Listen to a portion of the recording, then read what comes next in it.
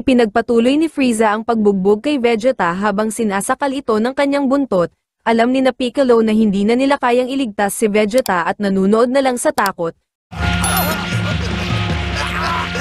Maya-maya ay itinapon na ni Frieza si Vegeta sa isang malapit na malaking bato para doon ay tapusin.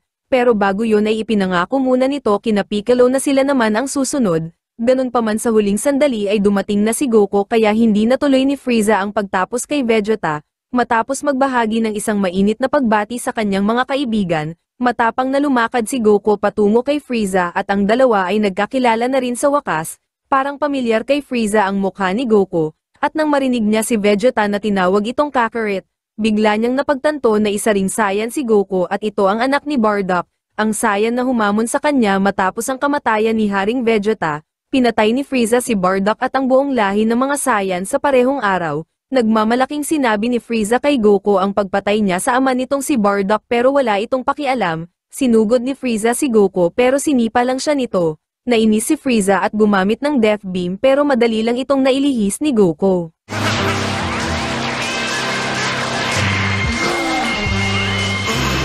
Tinawanan ni Vegeta si Frieza at sinabihan na dapat na siyang matakot dahil ang kanyang kaharap na si Goku ay isang Super Saiyan. Napikon si Frieza kay Vegeta kaya inatake niya ito ng Death Beam.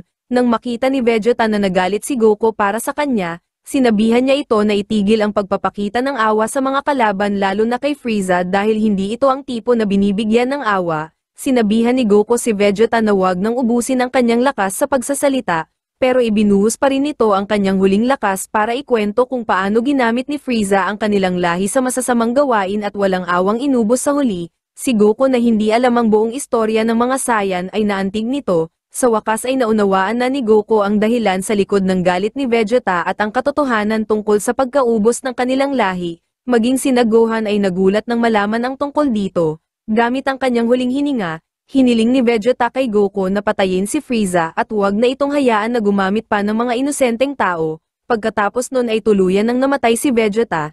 Ginawan ito ng hukay ni Goku at inilibing bilang tanda ng paggalang. Pagkatapos ay pinasalamatan para sa pagligtas kay Gohan at pagbibigay sa kanya ng oras na gumaling. Nag-aapoy sa galit na sinabi ni Goku kay Frieza na tatapusin niya ito sa ngalan ni Vegeta at ng iba pang tao na pinatay nito. Sa planeta ni Kaio-sama, nagulat si Yamcha nang malaman nito ang pagkamatay ni Vegeta. Mas lalo pa itong nagulat nang sabihin ni Kaio-sama na umiiyak si Vegeta bago ito mamatay. Pagkatapos nun ay umasa silang lahat na sana ay matalo ni Goku ang kupal na si Frieza. Samantala, pinaalis muna ni Goku sina Piccolo sa lugar bago sinimulan ang pakikipaglaban kay Frieza. Dito ay makikita na nakakayang makipagsabayan ni Goku kay Frieza nang hindi gaanong nahihirapan.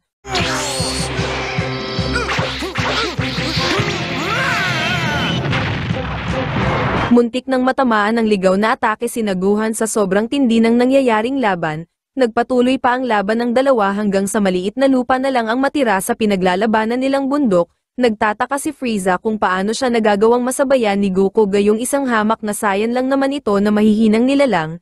Nang mawasak ang kinatatayuan nilang bato ay ipinagpatuloy na ni Goku ang pag-atake kay Frieza. Kaso tinakbuhan lang siya nito at tinaguan. Sa ibang lugar, habang nakahiga at malungkot na naghihintay ng kamatayan, biglang napalibutan si Bulma ng mga usiserong palakang na Namekian. Sa sobrang takot sa mga ito ay napatakbo si Bulma. Samantala, pasorpresang inatake ni Frieza ng malakas na energy ball si Goku mula sa likod. Nahirapan ng husto si Goku na pigilan ang atake pero nagawa pa rin niya itong mailihis. Nainis si Frieza at pinatamaan si Goku ng laser. Umiwas si Goku kaya sa lupa tumama ang laser at nakagawa ng malaking butas. Dahil dito ay bumulwak ang maraming lava na nakatago sa ilalim ng lupa. Inatake ni Frieza si Goku para palapitin ito sa kumukulong lava. Nang sapat na ang lapit ni Goku, gumawa si Frieza ng malaking tsunami ng lava bilang panglito para maitulak niya si Goku pababa sa kumukulong lava. Dumating si Piccolo at galit na tinanong si Frieza kung ano ang ginawa niya kay Goku. Para asarin si Piccolo ay mayabang na sinabi ni Frieza na tinunaw na niya si Goku gamit ang lava. Ganun pa man hindi alam ni Frieza na nagawang makakapit ni Goku sa pader kaya hindi ito tuluyang nahulog. Ilang saglit pa ay napilitan na si Goku na lumabas mula sa ilalim dahil nasusunog na ang kanyang puwet.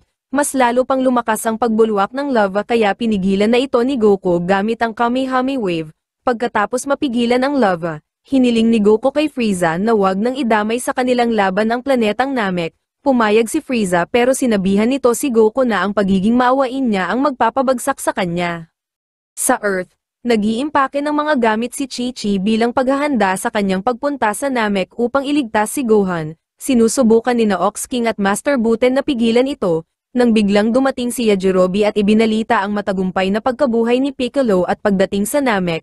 Hindi alam ni Chi-Chi na nagbago na si Piccolo kaya mas lalo itong nagpumilit na iligtas si Gohan. Napatigil lang nila si Chi-Chi nang ipaalala ni Ox King na nasira ang spaceship, kaso biglang dumating si Dr. Brief at ipinagmalaki na naayos na niya ang spaceship. Dahil dito ay nagalit kay Dr. Brief ang lahat, nagalit rin si Master Buten kay Yajirobe at hindi ito pinayagan na makaalis para madamay sa kanilang problema. Sa Namek, sa wakas ay naunawaan na ni Frieza na si Goku ang tumalo sa Ginyu Force at hindi si Vegeta. Nagalit si Frieza at nagsimula ng umatake. Natamaan si Goku ng malakas na sipa ni Frieza at tumilapon sa ilalim ng tubig. Habang nasa ilalim ay napagtanto ni Goku na walang kakayahan si Frieza na makaramdam ng enerhiya. Naisip ni Goku na gamitin itong kalamangan at gumamit ng Twin Dragon Shot.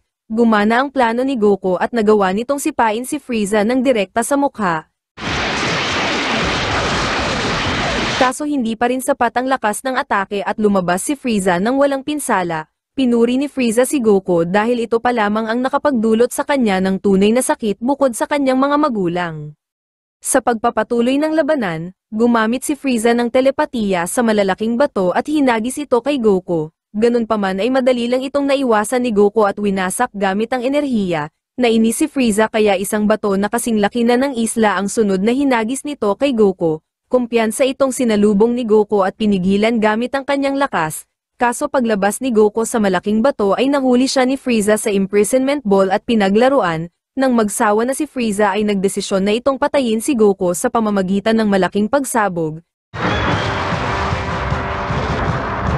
Halos mabura ang buong paligid sa lakas ng pagsabog kaya inisip ni Gohan at Krillin na baka hindi nakaligtas si Goku. Ganun pa man sinabi ni Piccolo sa kanila na hindi papatay si Goku sabay turo kung nasaan ito. Lumalabas na tulad ni Frieza ay hindi pa rin ginagamit ni Goku ang kanyang tunay na lakas. Lumipad si Goku pabalik kay Frieza at naghanda sila nito para sa ikatlong round. Pinapili ni Frieza si Goku kung saan sila maglalaban at ang pinili nito ay sa lupa. Natuwa si Piccolo sa pinili ni Goku dahil ayon dito ay hindi magaling makipaglaban si Frieza sa lupa. Ganun pa man, kontra sa sinabi ni Piccolo ay napakakumpiyansa pa rin ni Frieza na matatalo niya si Goku at nag-alok na hindi niya gagamitin ang kanyang kamay sa laban. Samantala sa Earth, sinira ni Ox King ang spaceship kaya inaayos itong muli ni Dr. Brief. Nababagalan si Chi-Chi sa pag-aayos ni Dr. Brief kaya inaway niya ito. Umawat si Master Buten pero may kasamang manyak kaya nabanatan rin tuloy ni Chi-Chi. Sinubukan ni Dr. Brief na ipaliwanag kay Chi-Chi kung bakit siya natatagalan sa pag-aayos ng spaceship pero hindi siya nito pinakinggan. Pagkatapos noon pinakita si Ulong na nag-eempake ng kanilang mga gamit dahil inutusan silang samahan si Chi-Chi papuntang Namek. Sinubukan ni Yajirobe na tumakas pero nahuli ito ni Ulong. Balik sa Namek, nagpatuloy na sina Goku at Frieza sa kanilang mas pinatinding labanan. At dito ay makikita na patas lamang ang kanilang laban sa kabila ng hindi paggamit ni Frieza ng kamay. Nagsimulang mahirapan si Goku nang gamitin na ni Frieza ang kanyang buntot. Bumagsak si Goku pero agad itong nakabangon at sinabi na nananaginip si Frieza kung iniisip nitong tapos na ang laban. Ayon kay Piccolo sa puntong ito ay mas nakalalamang na sa bilis si Frieza. Ganun pa man hindi nagpakita ng pag-aalala si Goku. Sa halip ay mas lalo pa nga itong ginanahan na kalabanin si Frieza. Sa muling pagpapatuloy ng laban ay sumugod si Goku ng mas agresibo. Sa pagkakataong ito, sa tuwing ginagamit ni Frieza ang kanyang buntot sa pag-atake ay hinahawakan na ito ni Goku at ginagamit laban sa kanya. Sa ibang lugar, naglalakbay si Bulma sakay ng kanyang jet bike kasama si Captain Ginyu sa katawan ng palakang Namekian. Ayon kay Bulma ay isinama niya si Captain Ginyu dahil ito ay matalino, di tulad ng ibang palakang Namekian na nakakadiri lang. Maya-maya ay huminto sina Bulma at Ginyu sa isang tabi at masayang nagsalo sa pagkain. Nang magpakita si Ginyu ng antas ng katalinuhan tulad ng sa tao, nilagyan ito ni Bulma ng isang maliit na makina para makapagsalita, kaso ginamit ni Ginyu ang pagkakataon na ito para makipagpalitan ng katawan kay Bulma. Para masigurado na hindi makapagsusumbong si Bulma ay tinanggal ni Ginyu ang translator nito. Sa laban, mas lalo pang pinabilis ni Frieza ang kanyang pag-atake. Hanggang sa mahuli niya si Goku sa leeg gamit ang kanyang buntot, kaso kinagat ni Goku ang kanyang buntot kaya napilitan siyang bitiwan ito. Agad na sumugod si Goku pero sinuntok ito ni Frieza ng malakas. Sa kabila ng nangyari ay natuwa pa rin si Goku dahil napilit niyang gumamit ng kamay si Frieza. Nagkasundo sina Frieza at Goku na itigil na ang paglalaro at simulan na ang seryosong laban. Matapos mabigo na matalo si Goku gamit lamang ang kanyang mga paa, binigyan ni Frieza si Goku ng isang huling pagkakataon na sumali sa kanya o mamatay. Si Goku na malinaw na naiintindihan ang alok ay mabilis na tumanggi. Tinanggap ni Frieza ang desisyon ni Goku at ibinunyag na 1% pa lang ng kanyang lakas ang kanyang ginagamit. Sinabi ni Frieza na alam niyang pinipigilan din ni Goku ang malaking bahagi ng kanyang lakas. Ganun pa man ayon kay Frieza ay 50% lang ng kanyang tunay na lakas ay higit na sasapat para tuluyang matalo si Goku, sa kung saan, si Captain Ginyu na nasa katawan ni Bulma ay naglalakbay sakay ng jet bike ni Bulma, habang si Bulma naman na nakulong sa katawan ng palakang Namekian ay nagawang makasabit sa likod nito. Nang mapansin ni Ginyu si Bulma ay mas lalo nitong binilisan ang pagpapatakbo. Para mapigilan si Ginyu ay tinalunan ito ni Bulma sa mukha. Dahil sa ginawa ni Bulma ay nawalan ng kontrol sa jet bike si Ginyu at bumagsak sa harap ng grupo ni Gohan. Mula sa usok ay tumalon ng mataas si Captain Ginyu papunta kina Gohan. Akala ni Krillin ay si Bulma pa rin ito at sinabihan tungkol sa mga nangyayari sa laban. Habang itinataas ni Frieza ang kanyang lakas sa 50% ay mabilis na pumunta si Goku sa likod nito. Nagpalabas si Frieza ng bola ng enerhiya sa kanyang kamay para ipaalam kay Goku na nakahanda siya sa anumang gagawin nito. Sa di kalayuan, nagtataka si Gohan sa kinikilos ni Ginyu na nasa katawan ni Bulma. Nilapitan ng nakakulong sa palakang Namekian na si Bulma si Gohan at sinubukan na sabihin ang sitwasyon. Kaso inakala lang ni Gohan na siya si Captain Ginyu. Sa laban, natapos nang itaas ni Frieza ang kanyang lakas sa 50% at sinimulan na ang pag-atake kay Goku.